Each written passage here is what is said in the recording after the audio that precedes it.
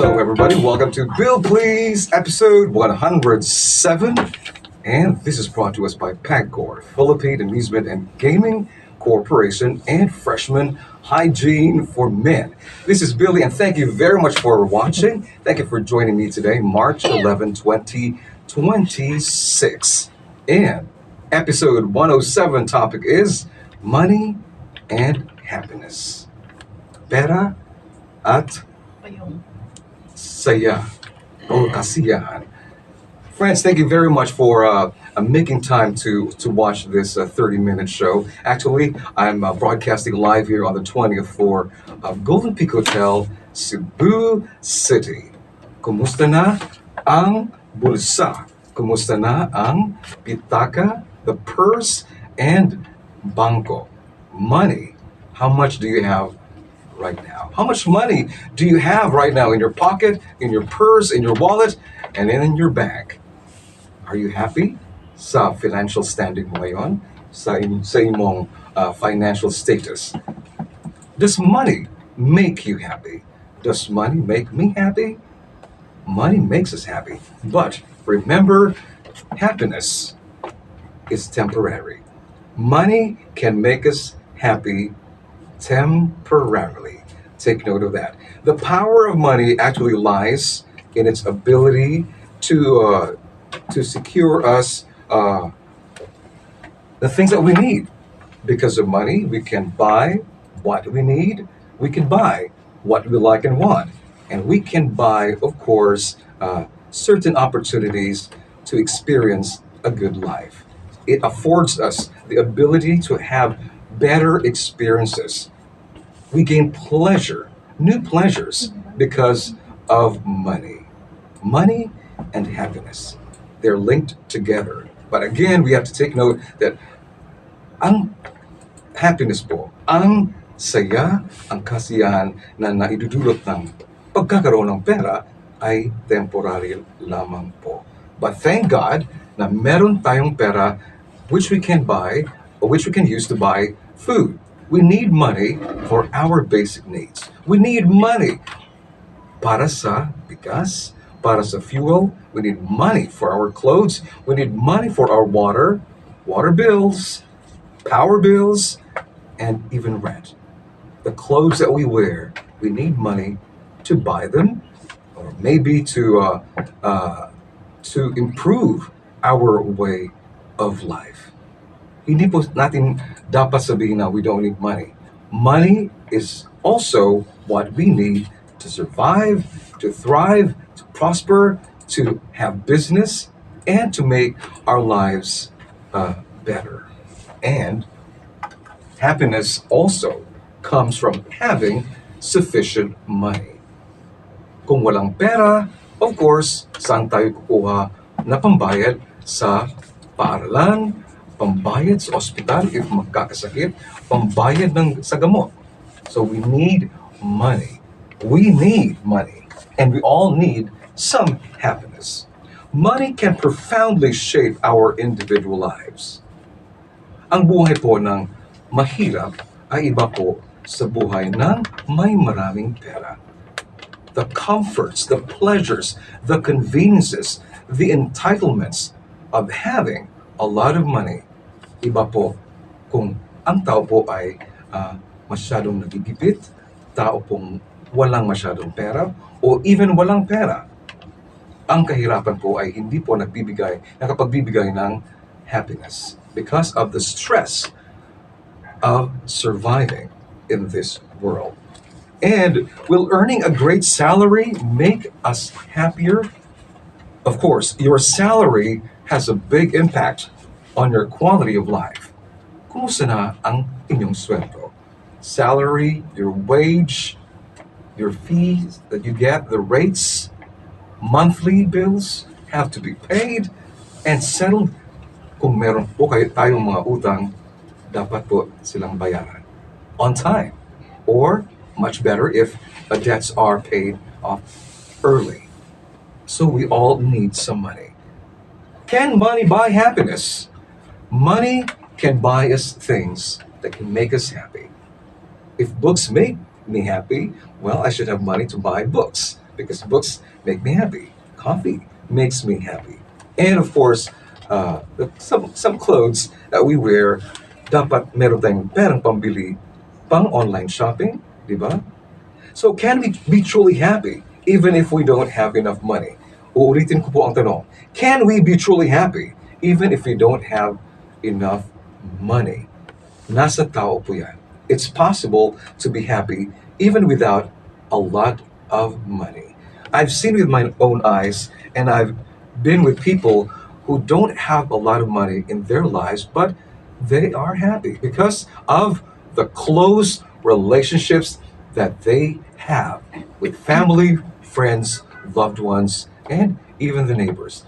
Parang nakikita ko na nagkakaisa po ang mga taong walang masyadong pera. Yung mga um, wala silang masyadong pera, maraming pera, pero they can still afford to laugh. They can still afford to be with people. They can still afford to share whatever they have. Yung mga mayayaman, yung talagang mayayaman, they tend to isolate themselves from others. Yan ang nanotice ko. They like to be with rich people. The wealthy ones like to be with the wealthy ones. The rich ones would like to be with the rich ones. So, hindi sila masyadong nakikipag close sa mga nasa ibaba nila. But, question, can the rich, can the wealthy people be truly, truly happy? They can also be truly happy, just like the poor people. There's no denying that financial security feels really good. Research shows that money does contribute to happiness, but the relationship between money and happiness is complicated and it's nuanced and it's not a guarantee of total fulfillment. If we share our blessings, our money with the less fortunate, it makes us even happier.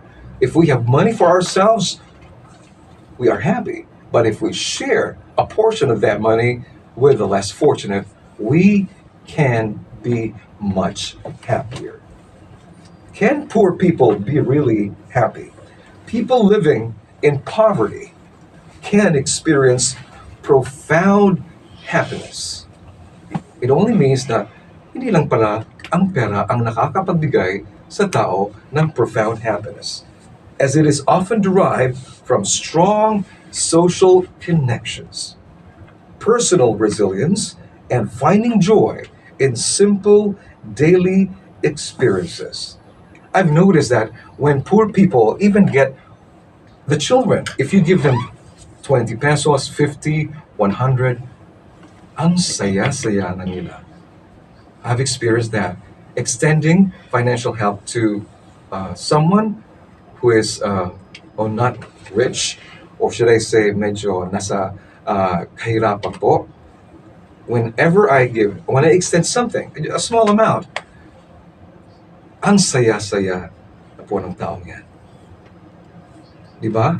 When you give kids simple toys, even a bit of candy, masayang masaya. Because ang tao pong walang masyadong pera, madali po silang pasayahin through money, kahit konti lang po. Kaya when there's a raffle draw, when we win in a game, pag merong mga lotto, pag mga bingo, mga games, na pag nanalo tayo kahit 100 pesos, 200, napapasigaw ang tao because it's money and it was not really earned hard. So, grasya na siya. Money does make us happy because it can help us buy something that we need and something that we like. Whenever I remember when I was still in school, high school and college, whenever I would get money, allowance, at may extra pa na ibibigay sa akin ng mga magulang, happy na kay ko ato. Very, very happy. And also when I do hosting at pag makatanggap ako ng tip from a couple or from someone because of the job well done, heaven, nakakapagsaya saya ng aking puso. I won't deny it. Money can buy happiness. But again, lipas ring happiness na yan. Money can buy happiness to a significant extent by reducing stress. Pag may sakit, oh, I have money to buy medicines. I have money to go to a doctor or to pay hospital bills. It provides security. You can buy a car. You can buy a big house with lots of money and enabling experiences. You can travel here and there anytime you want because marami kang pera. Yung iba hindi maka-afford ng aeroplano, so doon po sila sa fast craft or sa barko or sa bus. Yung iba, meron pa ngang personal jet plane, may personal jet pa. But again, money is not the sole determinant when it comes to having profound happiness. It increases happiness up to a certain point. Tama. Marami kang pera. Nagkabahay ka ng malaki. Nagkaroon ka ng sasakyan. Not only one, but two, or even three. Nakapag-aral sa prestigious at mamahaling mga eskwelahan. But again, nagplaplato rin yan. Umi-increase ang happiness. Wow! Umi-increase ang pera, umi-increase ang happiness level, pero hindi yan palaging pataas ng pataas. Nagpa-plateau din yan. So nagle-level din. Hindi ka palaging happy. There will be time now you will get tired or even get bored with the things that you own, the expensive stuff that you possess. Bili ka ng gadget. Yung talagang pinakabagong smartphone, yung bagong modelo. But once you have it in your hands, yes, happy ka. Woo! I love this gadget. I love this jewelry. I love this watch. I love this pair of shoes. Branded ng mga clothes ko. But, lilipas ang panahon na you will no longer be very, very, very happy. The happiness that you experienced upon buying or acquiring those stuff, hindi na po katulad ng happiness na mafe-feel mo as time would pass. Lilipas rin ang happiness na yan. This is episode 107, brought to us by Pancor, Philippine Amusement and Gaming Corporation, and Freshman Hygiene for Men. Maraming salamat sa panonood. We are live on Instagram, TikTok, and Facebook. And let me continue. Money, yes, can buy happiness. Just like what I said, temporaryo lang na siya. Not forever. The new smartphone that you have, the very expensive clothes that you have, the very big house that you have bought, the very brand new car that you bought and acquired because of money. Yung excitement and thrill and pleasure that you felt upon having those things, lilipas din yan at mawawala rin yan.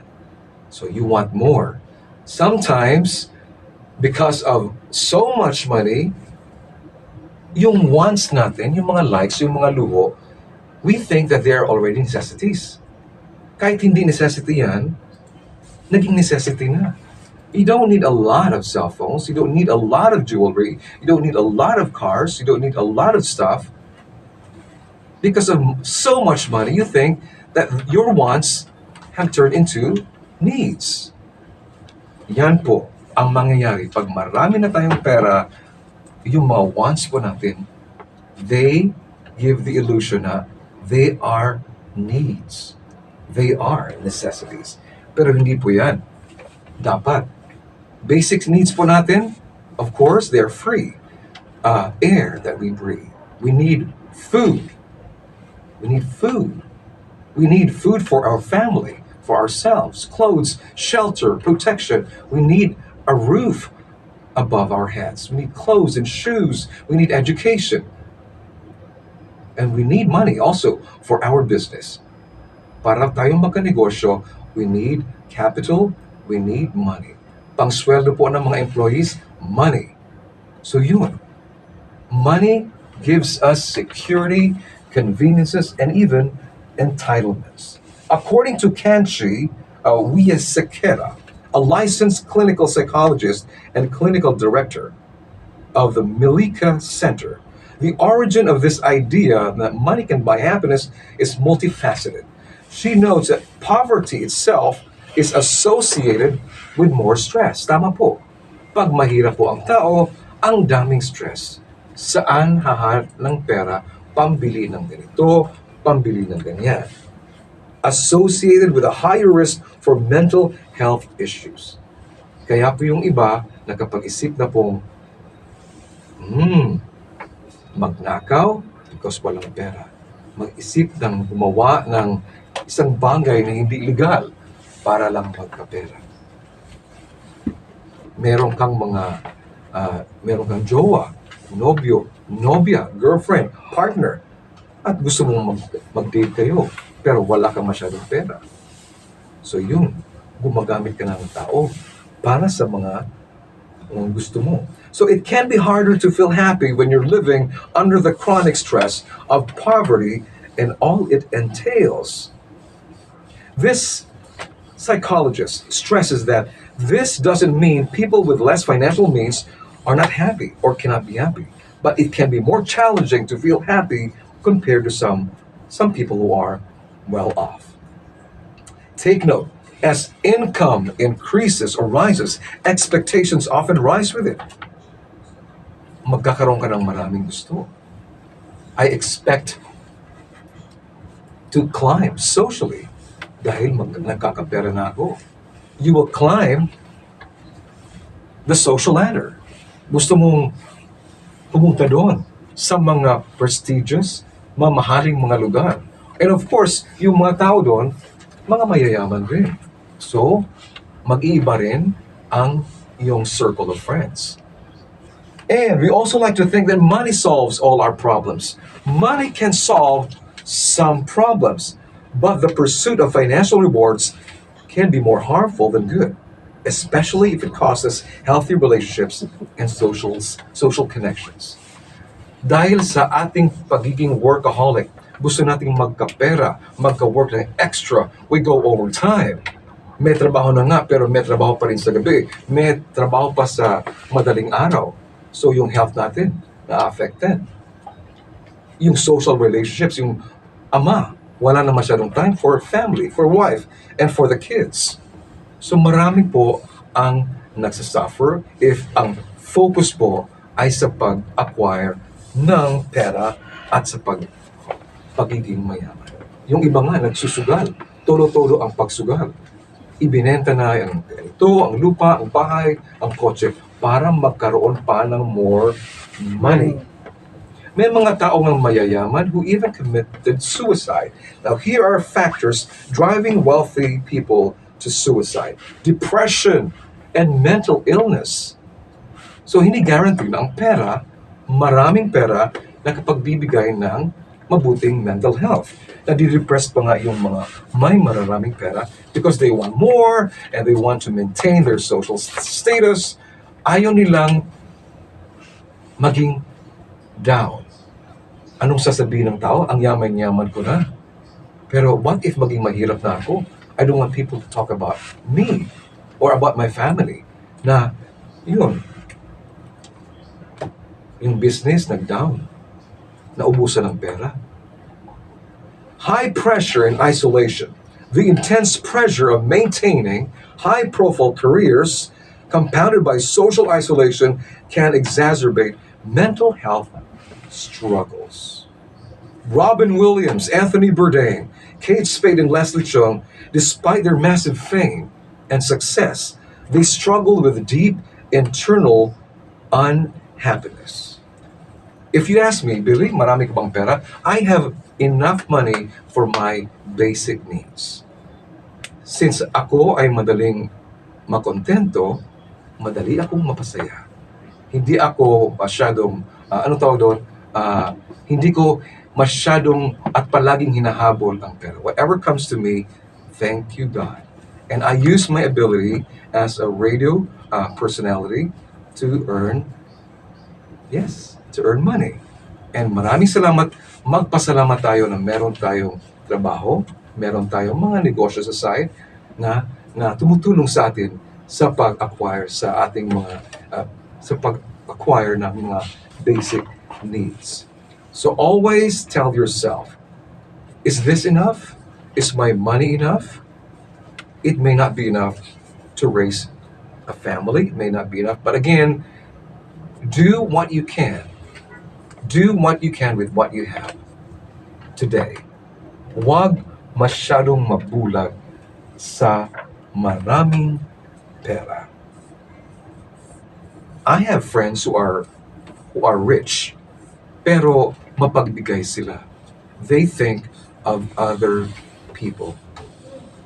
Yes, people who are rich can be richer in a way na nagbe-bless po sila ng mga tao.